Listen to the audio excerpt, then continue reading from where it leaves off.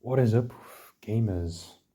This is a bit of a live action unscripted video because I've just had something on the tip of my tongue for a moment. I'm writing a script, you can kind of see it in the background, but it's taking a lot of thought to make this one come out right, so I'm just going to give you something to, make sure it doesn't take me another 2 million months to upload.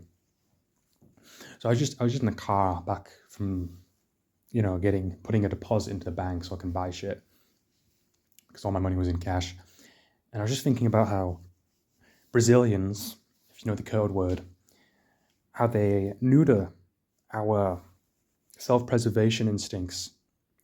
Because I was in the car, my mum had to go into the shop because she was driving for me because I haven't got my driver's license yet. And she's like, "Oh, you want anything?" And she grabs us all drinks. And while I'm waiting for her,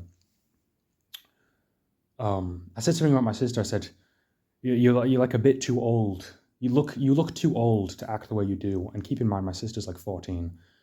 I won't get it. I'm not going to be like DBDR and talk about how my family sucks. But this is just an anecdote to make a point.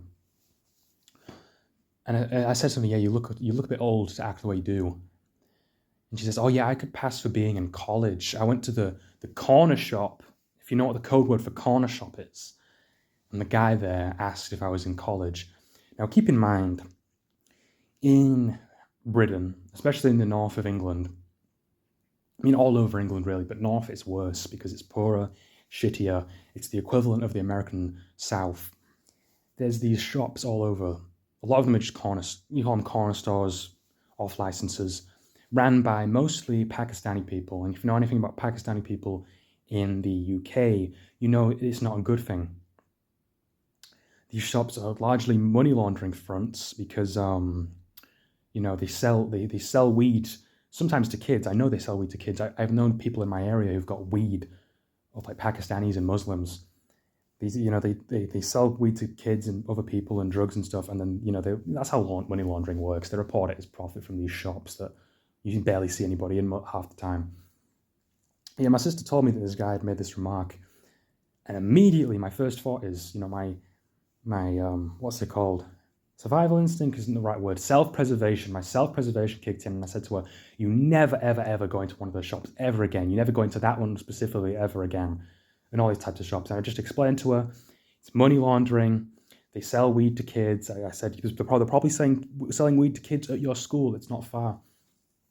And she agreed with me. I also told her, they sell old drinks, like some of those Monster Energy drinks. I went into one of these shops one time with a friend. I didn't buy anything. I went into this shop and I looked at the Monster Energy drinks, and it was like 3 years expired. I told her that as well. But it's like her self-preservation. She didn't even think that this guy had malicious intent. And this guy fucking, I've walked past the shop, looked in, and seen what this guy looks like. He looks like he'd fucking sell you weed. He would steal from you and help you look for it. He's dodgy looking.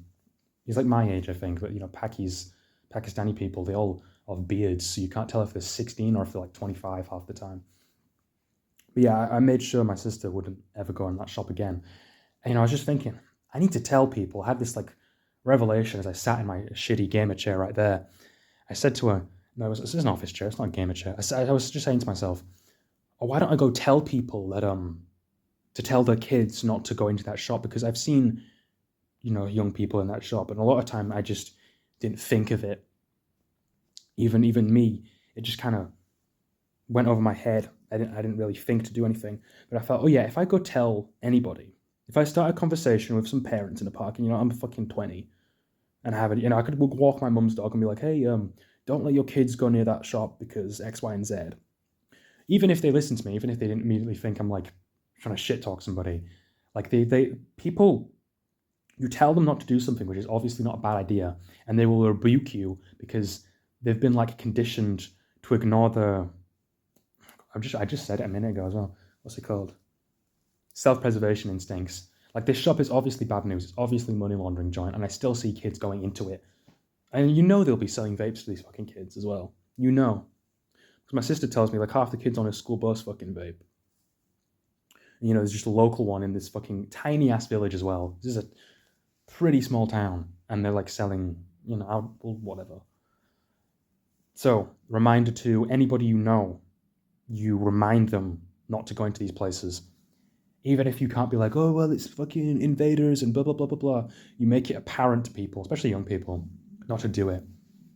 Like, fuck, I nearly went off on my brother the other day because he'd come back and he'd obviously been to that shop. I was like, holy fuck, you fucking enabling, like, these fucking people. You're giving them your money so they can sell drugs to kids. And, you know what, grooming gangs and all that shit. But yeah, I also tell, like, every like, IRL friend I have not to go into the shops. Even when I was at college and I had like you have acquaintances at college. I would tell people, oh yeah, I went to this shop one time and I got a fucking nasty drink from it. Go to an actual shop like a Co-op or something like that. But anyway, this is just a quick video to remind you, uh, remind you to protect the people around you because there's fucking nasty fuckers all around.